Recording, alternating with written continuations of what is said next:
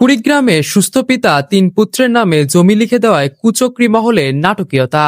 কুড়িগ্রাম প্রতিনিধি রাকিবুল হাসানের পাঠানো তথ্যচিত্রে বিস্তারিত।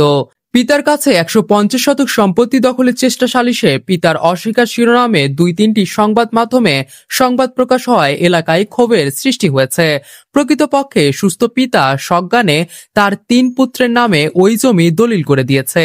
খোঁজ নিয়ে জানা যায় জমির প্রকৃত মালিক আব্দুল হাকিম সরকার। তিনি সন্তানদের ভালোবাসায় মুগ্ধ হয়ে সজ্ঞানে 3 পুত্র মিজানুর, মমিনুর ও বাচ্চুর নামে 150 শতক জমি রেজিস্ট্রি করে দেয়।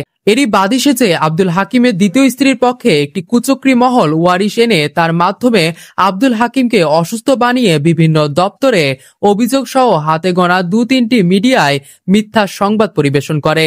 এলাকার বয়োজ্যেষ্ঠ মালেকা সালেহা সহ অনেকেই জানান, আব্দুল হাকিম সরকারের দ্বিতীয় স্ত্রী মর্জিনা বেগম থাকলেও প্রায় 25 থেকে 30 বছর আগে তাকে তার স্বামী আব্দুল হাকিম সরকার তালাক দিয়েছে।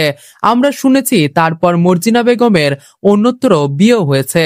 দীর্ঘ কয়েক বছর পরে সম্পত্তির লোভে একটি কুচক্রী মহলের পরামর্শে নাটকীয়ভাবে আব্দুল হাকিমকে স্বামী হিসেবে দাবি করেছেন। আব্দুল হাকিমের পরিবার জানায়, সুস্থ পিতা ছেলেদের নামে জমির রেজিস্ট্রি করে দেওয়ার পরেও কতিপয় ব্যক্তি তাদের কাছে অর্থ দাবি সহ নানা প্রকার হুমকি ধামকি দিয়ে আসছে। এ অবস্থায় তারা নিরাপত্তাহীনতায় ভুগছে।